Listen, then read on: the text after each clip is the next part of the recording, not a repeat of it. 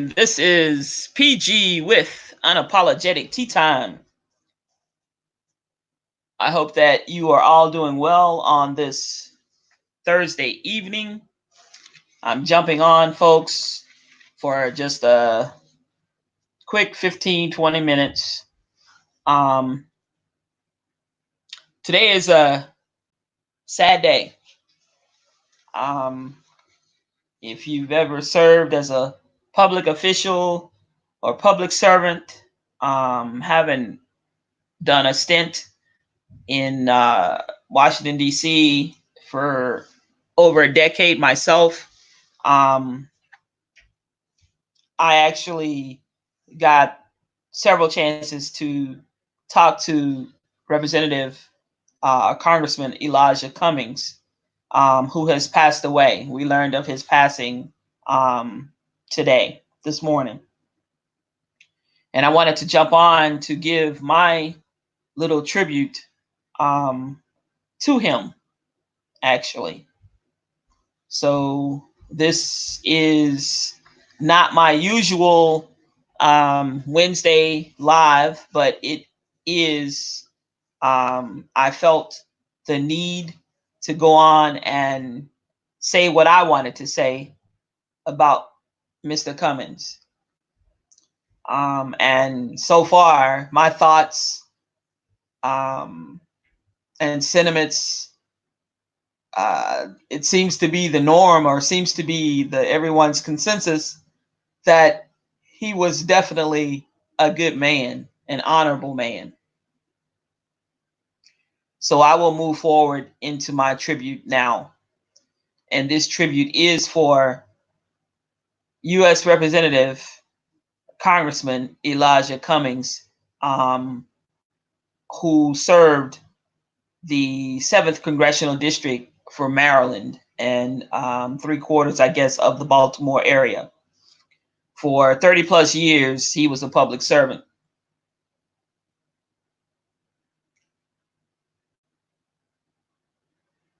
And I'm going to give a passage now from the Bible, actually, from the book of Isaiah, the 40th chapter and the 31st verse.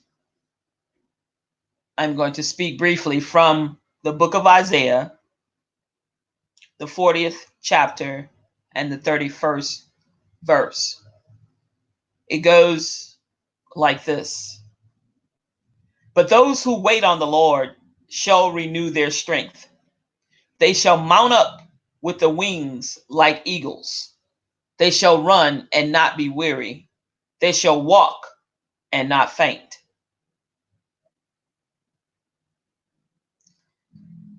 As a Christian, or as a person of faith, I know, and many of you who tune in to me may know as well, that we're basically the little finger, but we're just as important as the big toe.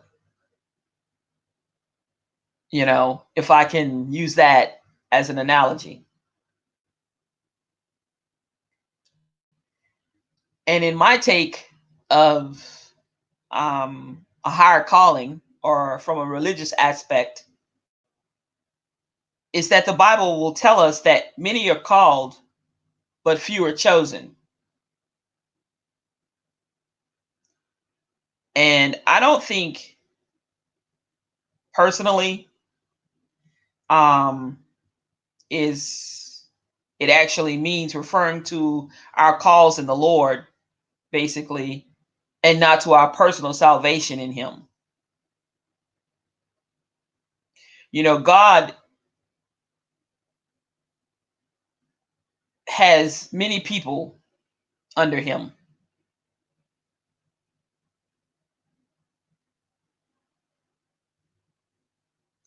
And many people are chosen for various reasons.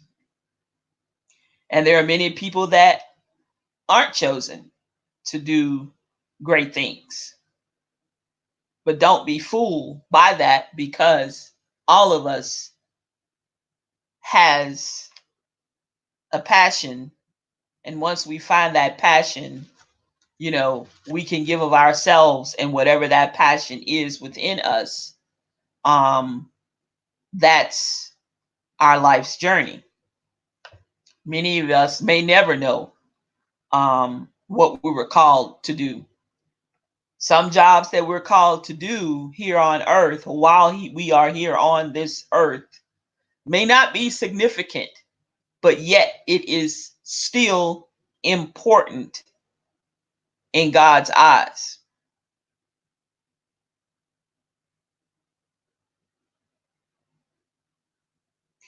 Sometimes we can feel alone on this journey that we call life. Even though we have family, lots of friends or whatever, very little family, very few friends or whatever, but lots of times we can feel totally alone. And that can depend greatly upon the calling that God has placed on your life. You see, we don't have a choice in that matter. A lot of times we heed such callings, and I'm not talking about the call to preach. I'm not talking about the call to be anointing.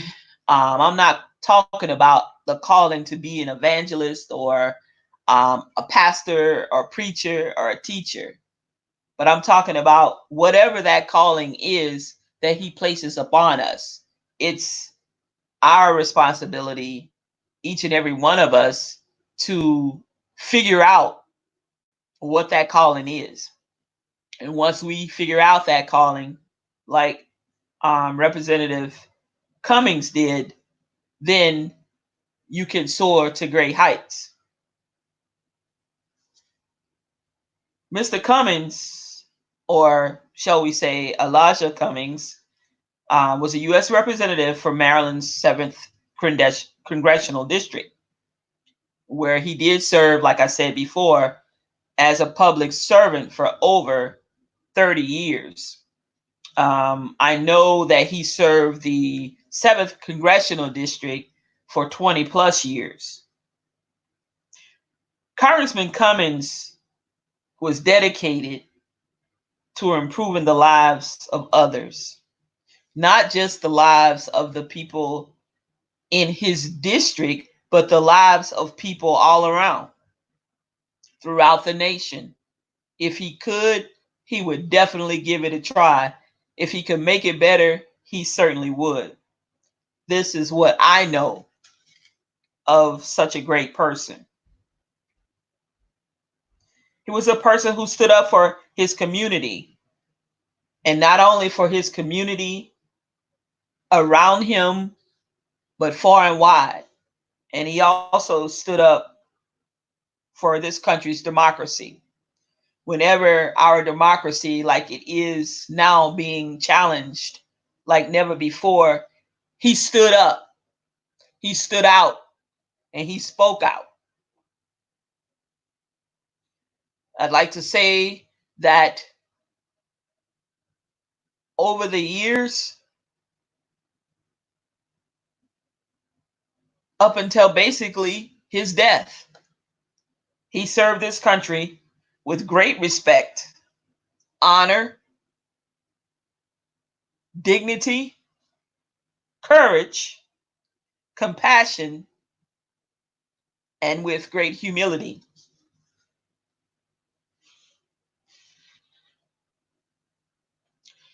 The reason why I chose the eagle analogy, or the eagle description for Mr. Cummings for my tribute, is because those who have met him and gotten opportunities to talk one-on-one with him and converse with him about everyday life and about family and about where he came from, and um, his morals and principles that were instilled in him by his father, who was an ordinary guy, working class guy, who worked as a laborer for many, many years for, actually, surprisingly, one of the companies that I actually worked for during my college years, which was W.R. Grace Incorporated by Peter Grace himself. Mr. Cummings' father wrote a letter. Mr. Cummings told the story, or used to tell the story, that his father wrote him a letter, and his dad never got the chance, I guess, to read it. Sometimes we write letters to people. I don't know if you do, but sometimes we write letters to people, but we never give it to them. Or we may write it in a journal, or we write it in a tablet, or we jot it down, or whatever. And of course, this was before the technology era. So he wrote a letter to his son, Elijah E. Cummings. In fact, basically talking about the song "Fly Like an Eagle to the Sea," and that he could soar to new heights, and that, how he believed in him, and how his son had such an impact on the dad's life, in fact. And that's why I thought it would be fitting to do my tribute to Elijah Cummings, all about the eagle, because as we know, the eagle is powerful. The eagle is majestic. The eagle, is strong, and it soars to heights unknown to man. Eagles live on higher ground.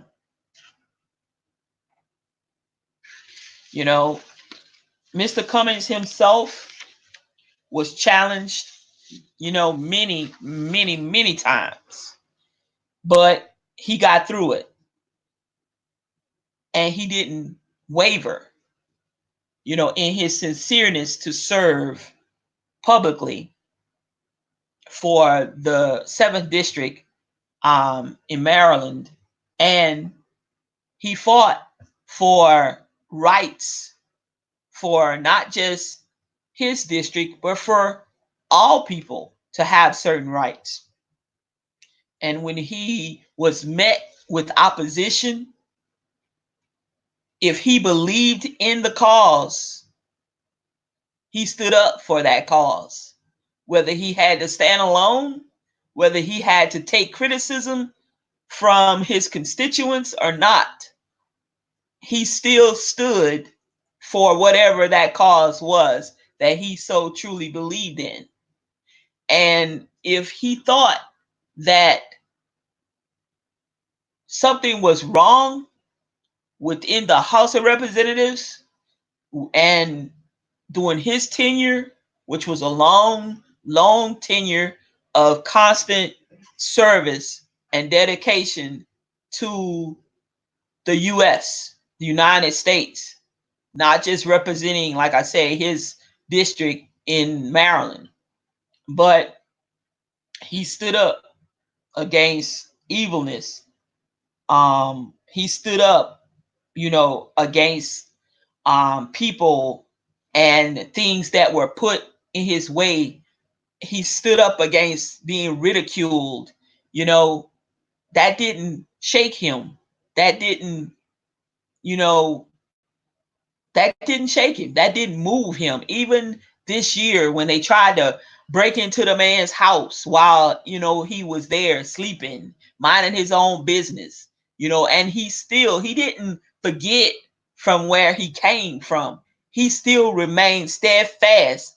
Hey, Superdale, glad that you're tuning in. I'm just giving my tribute to someone that I knew, Mr. Elijah Cummings, after working in DC for many years, like I said before.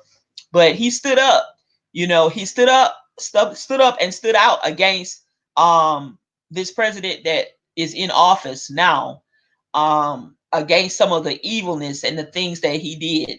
This president had the audacity today to tweet how wonderful Mr. Cummings was, but yet he ridiculed him and called his district a rat and rodent infested district and all kinds of things. But yet, I mean, that didn't shake Elijah Cummings. It actually made him do more, made him make phone calls and lead a congressional committee as a chairperson of a very important investigational committee. In fact, I don't think that the Democrats would be as far along in the investigation in the political warfare that's going on against our democracy as it would be to this day if it was not for Elijah Cummings. So y'all go ahead and do your homework on that if need be. But like Mr. Cummings, I kind of put him up and describe him like as if he was David in the Bible when David stood alone, when he took on Goliath by himself. No one else would step onto that battlefield.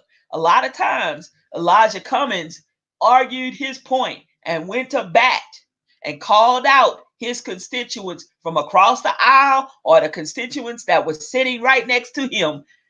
If they were wrong, he would call them to the mat on it. No matter if they was a Democrat or not, if they were a Republican or not, it didn't matter to him. If you were right, you were right. But if you were wrong, you were wrong. Just like in the Bible, when Moses was all by himself for 40 years in the backside of the desert before God called him out to deliver the Israelites from Egypt. Same thing. Mr. Cummings stood alone a lot of times. A lot of times in his district. He tried to get funding for different things in Maryland.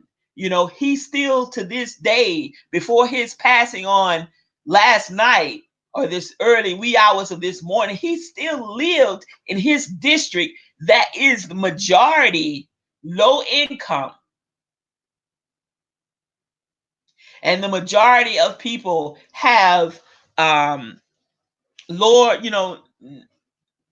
education and small amounts of finances, but he still never left out of that district for the simple reason he would always say, I'm working for my people and I want my people to know that I'm working for them. I don't need to go across town, or I don't need to move into a high class neighborhood because I'm still working for these people. While I'm working for them, I'm going to live with them as well because I know better than they are.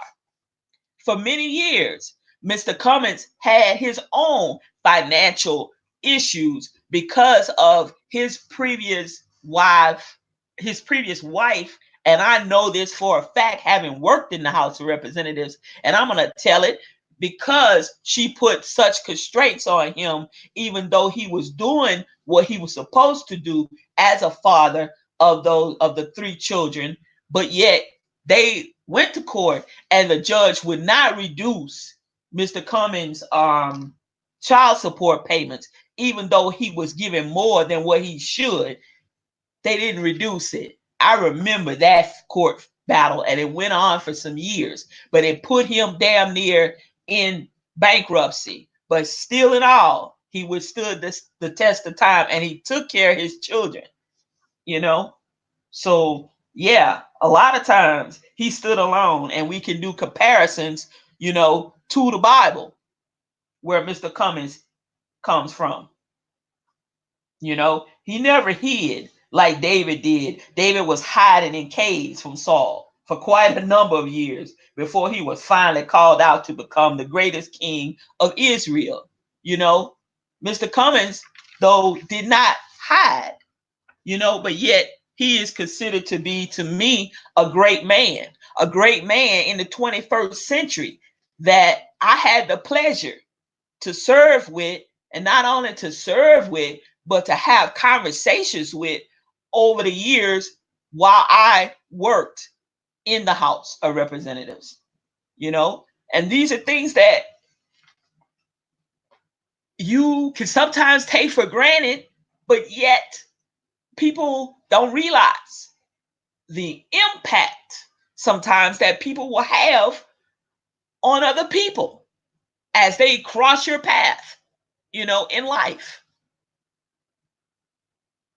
I wish I would have been able to um, talk to him more and gain, more knowledge from him. But what I did talk about with him over the years and things, he gave me pointers like he would do anyone else.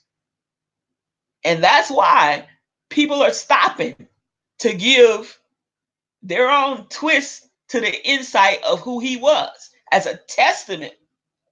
You can put him up there with John Lewis and Martin Luther King because he was in that era of civil rights and he never stopped fighting.